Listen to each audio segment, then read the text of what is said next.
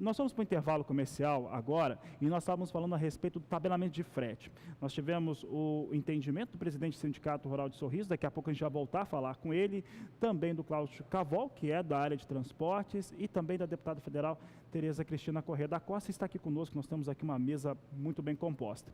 Eu vou voltar ao assunto e agora eu vou ouvir a opinião, o entendimento, vamos ouvir o entendimento do Derli Scariotti, ele que é empresário, produtor rural, a respeito desse fator. Derli, produtor rural, evidentemente, ele é contra a questão do tabelamento, acaba sentindo. O que nós temos visto é que algumas trades não estão negociando como estavam antes. Eu acho que esse é um assunto para o André também, mas não estão exatamente por conta do custo mais alto de frete.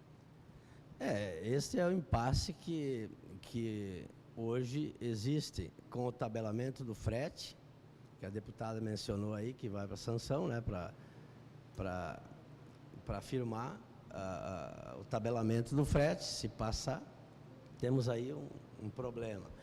E também como produtor, está cada vez mais difícil nesses últimos meses a negociação do produto da soja, do milho, porque as trades que exportam, elas alegam o tabelamento do frete. E nós como produtores, é óbvio que quem vai pagar a conta certamente é o produtor, recebendo menos reais na saca da soja, na saca do milho. E então tem esse impasse. Os lados são opostos. Uns falam que o problema não é o tabelamento, não é o frete que está atrapalhando as negociações, e tem a maioria das trades aí das empresas exportadoras de grãos que nem estão comprando. Nós trabalhamos com soja dentro dos armazéns das trades e também com a soja dentro dos armazéns próprios. O que é? Falava essa semana com meu irmão, né, sobre a comercialização, está meio travado por causa disso. Assisti também uma reportagem das cooperativas do Paraná. Estão tendo esse problema porque foi comercializado o produto anteriormente e hoje o transporte está mais caro devido ao tabelamento. Então tem esse impasse. Eu acho que precisamos resolver, discutir e ver qual dos dois lados que tem que ceder um pouco ou se estão dificultando, colocando o frete como empecilho da negociação da saca de soja em cima dos transportes até o Porto de Santos, aos portos daqui do Brasil, né? Tá certo, Derli. Quero agora fazer mais ou menos a mesma pergunta para o André. O André está aqui conosco. André, esse fator que nós tivemos do tabelamento de frete, primeiro choque foi esse, ele ficou mais caro, né, principalmente pela questão de ida e vinda. Há um risco para a temporada, a campanha 2018-2019, eu quero que o pessoal lá em Sorriso preste atenção nisso, há um risco para a campanha 2018-2019 por conta dos fertilizantes que não estão chegando, tem um custo, é um produto com valor agregado menor, então quando você paga o mesmo valor de frete na volta, acaba tendo um impacto que às vezes não dá para cobrir. Então não está chegando fertilizantes e talvez não chegue para o período correto de plantio, André, e isso é o que você vive todo dia. Exatamente. Então vamos lá. Eu acredito que, em primeiro lugar, a solução de todos os problemas, não só agrícolas, agropecuários, é a discussão, o diálogo desarmado, né? Então a gente precisa entender realmente onde está o problema, porque a gente precisa colocar esse fertilizante em campo, a gente precisa distribuir ele e ele não está chegando.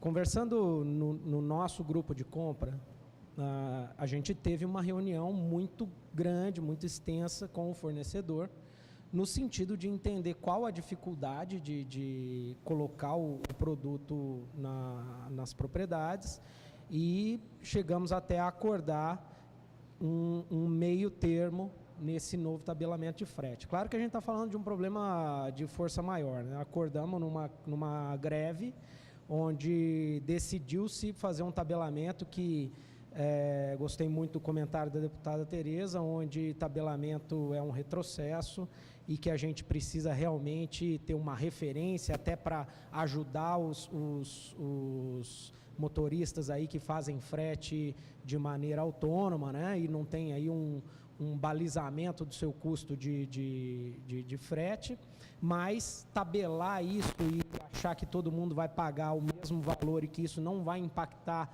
no custo de produção de quem compra, é realmente um retrocesso. Então, eu acredito que por parte do produtor, a gente está fazendo a nossa parte, que é tentar entender o problema, saber aonde a gente pode chegar e saber cobrar também do fornecedor um posicionamento, porque realmente a gente precisa colocar esse produto em campo, e o que a gente enxerga é que às vezes existe uma intenção de se postergar o problema para que lá na frente isso não dê mais tempo de voltar atrás e ocorra uma cessão unilateral. E aí acaba sendo um problema, porque quando só uma das partes que cede, realmente há um jogo não tão leal assim, né?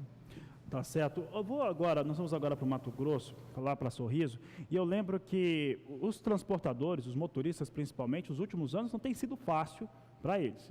Para escoar a safra mato-grossense pelos portos do Arco Norte, tem tido grandes dificuldades. Esse ano, inclusive, tivemos grande participação no Canal do Boi de motoristas que mandavam vídeo, mandavam o que estava acontecendo, eles estavam parados nas estradas, que não tinha a menor condição de transporte. O Valdir Pacheco esteve lá, fez grandes reportagens, e eu quero perguntar agora, Pacheco, para o Luimar, ele que viu isso também de perto, sentiu, porque uma das maneiras de fazer com que quem transporta ganhar melhor é fazer com que ele perca menos. Porque ele está perdendo, né? Ele acaba perdendo porque a manutenção dos caminhões, dos veículos, fica muito mais cara, ele tem muito mais riscos, as viagens ficam muito mais longas, exatamente porque não tem essa estrutura. Qual é o entendimento do Luimar por aí? Pacheco, seja bem-vindo mais uma vez. É isso aí, Fabiano. Nós estávamos conversando agora há pouco aqui que quando chega o período da chuva é o atoleiro que inviabiliza esse transporte. E agora, nesse período de seca, também fica insuportável, não tem como transportar. O Luimar, é um problema, é outro gargalo também que impede o desenvolvimento aqui, né? Com certeza, Pacheco, Fabiano, aqui nós estamos, como eu já falei, distante, então o transporte é o maior gargalo nosso, a logística aqui é difícil, né? E então, na época da chuva, vocês viram o atoleiro, vocês fazem parte das pessoas que mostraram aí, que foram filmar aquilo que aconteceu.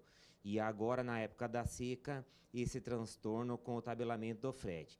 Eu quero lembrar que, em função da nossa distância aqui, na região, usa-se muito o chamado barter, ou a troca de grãos por fertilizante, que as empresas compradoras dos nossos grãos são as que trazem o fertilizante para que a gente implante a próxima lavoura. As trades, né? As trading. E isso não está acontecendo, porque não está indo os grãos e não está voltando o fertilizante. Então, nós temos mais um problema que já vai ser mais um gargalo, mais uma batalha. Estamos terminando a segunda safra, a colheita de milho, e nesta época o agricultor já usa o fertilizante. Ele começa a lançar na sua lavoura para depois fazer o plantio. Ô, Fabiano, uma coisa que muita gente não entende é o seguinte, na época da greve dos caminhoneiros, houve apoio, sim, do Sindicato Rural, da ProSoja de Mato Grosso, né? Mas com referência ao preço do diesel. Ali teve o apoio, mas não por um decreto que veio prejudicar todo o setor produtivo, né, Luimar? Exatamente, Pacheco. Eu, como representante dos produtores aqui da região, dei suporte, dei apoio, participei da greve dos motoristas, porque entendíamos que a reivindicação deles era justa, e é justa. E eu vanglorio as entidades que foram defender os motoristas lá em Brasília. Eles conquistaram, eles conseguiram aquilo que eles buscavam. Mas nós, como produtores, nós não tínhamos na pauta esse tabelamento.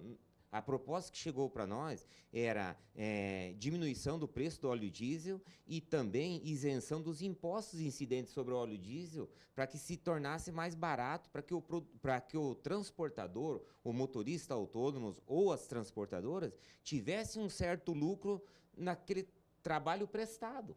e que a gente é muito dependente deles. Então, por isso, né, nós colocamos à disposição dos motoristas e damos suporte, damos apoio para eles na época da greve.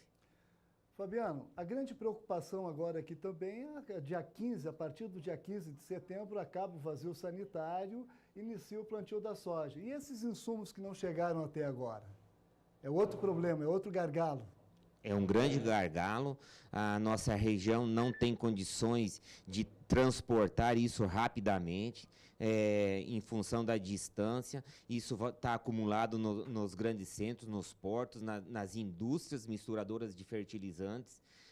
Os caminhões hoje, eles praticamente fugiram do estado do Mato Grosso em função de que com o tabelamento na origem deles também ficou viável trabalhar, transportar. Então serão problemas que nós deveremos vivenciar nos próximos dias.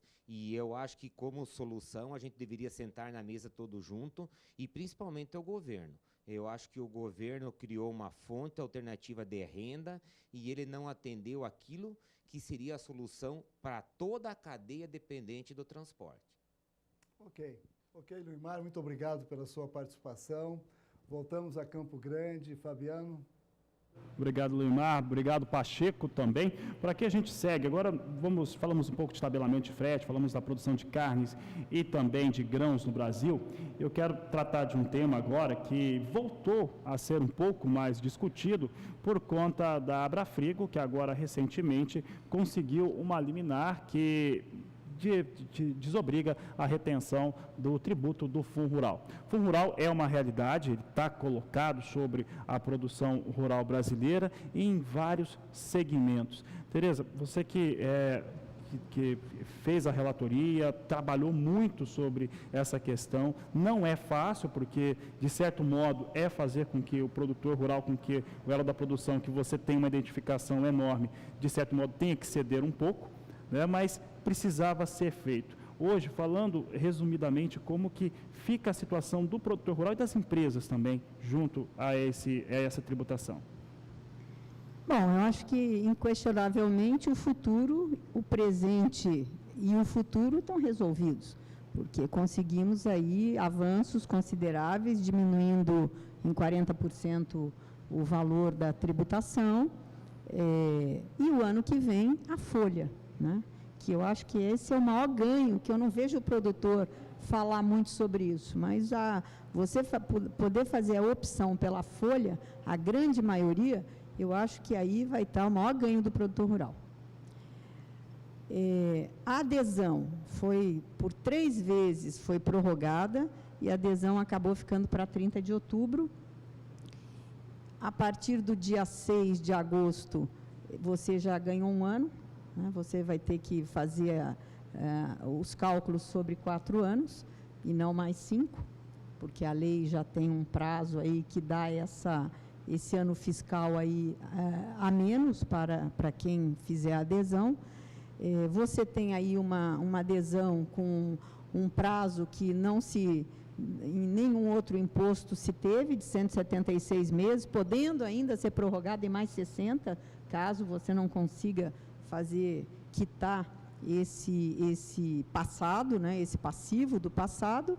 Agora, é muito preocupante para o produtor rural essa liminar, porque acaba caindo nas costas dele, né, e só dele, esse problema. Então, eu acho que isso aí tem que ser muito bem avaliado, ainda liminar. Então, nós temos que ter cuidado redobrado, porque no passado, toda essa confusão é que todo mundo trabalhou em cima de liminares, e liminar é uma decisão precária do mérito, ela pode ser mudada. Então, eu acho que o produtor rural tem que consultar os seus sindicatos, eu acho que os sindicatos e as federações precisam orientar o seu produtor rural para ver como é que ele tem que proceder diante dessa liminar aí que a indústria frigorífica conseguiu, e aí o produtor, ele é o responsável por este recolhimento, então somente ele terá essa responsabilidade. Então, eu acho que a gente tem que continuar discutindo esse assunto, que é um assunto que já era para estar encerrado, mas agora vamos para o outro capítulo, que é essas ações aí pedindo essas liminares. Exatamente, Tereza. Eu vou lembrar que o produtor rural, telespectador do canal do Boi, nesta última quinta-feira, o Agricultura BR entrevistou um dos membros do corpo jurídico do escritório EFECAM, que foi foi responsável por ter conseguido essa liminar para a Abrafrico. Mais do que isso, alertou que outras associações, outras instituições também estão entrando com ações semelhantes. Vou falar agora com o Derli Iscariote, ele é produtor e também empresário, trabalha com a área de sementes, e sobre a área de sementes tem um impacto também direto, não é isso, Derli? Sem dúvida nenhuma, porque tínhamos, era livre o Fundo Rural para sementes, não era cobrado o Fundo Rural, né? O deputado sabe disso, e há uns 3 anos atrás voltou a ser questionado e foi aprovado a cobrança. E ainda, para ajudar um pouco mais o produtor a complicar, o empresário também é retroativa, 5 anos, né, deputado? Então, nós temos aí um impasse aí que 5 mais 3, que está em discussão, são 8 anos, né? E muitas, ou todas as empresas não cobravam, não retinham o Fundo Rural de sementes. E quando foi aprovada a nova lei, foi aprovada ainda retroativa. Então, isso é um problema que as empresas de sementes, pelo menos, têm hoje para acertar um passivo aí que vai ter que ser pago, né? Então, isso também onera ao produtor, né? Porque o produtor não pagava isso. As empresas não retinham essa parte na parte de sementes, né? Esse é um problema. Tá certo, Derli. Uma coisa que está me preocupando, Tereza, e aqui os demais convidados, principalmente por conta dos frigoríficos, é o pecuarista em relação à retenção do Fundo Rural. Como que poderia funcionar isso para que ele que está nos ouvindo agora, pensando que o frigorífico que ele está vendendo não vai reter? O que acontece?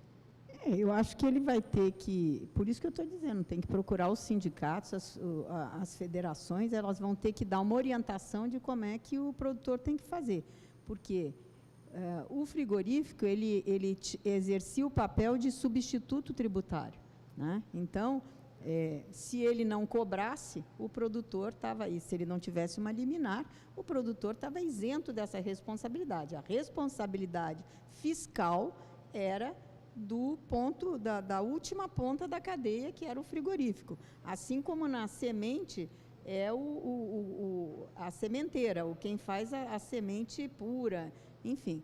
Então, não tendo mais essa obrigação, o produtor vai ter que ele fazer o recolhimento, né?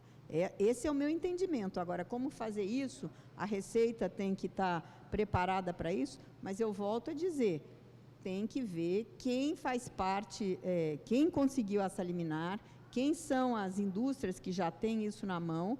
Por quê?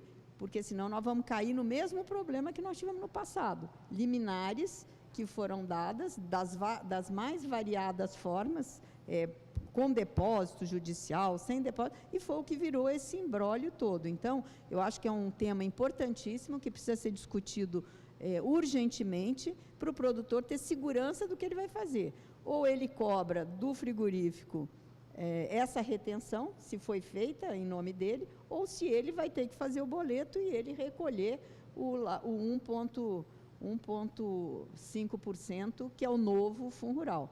A partir do ano que vem, acaba, para quem fizer a opção pela folha, porque aí acabou.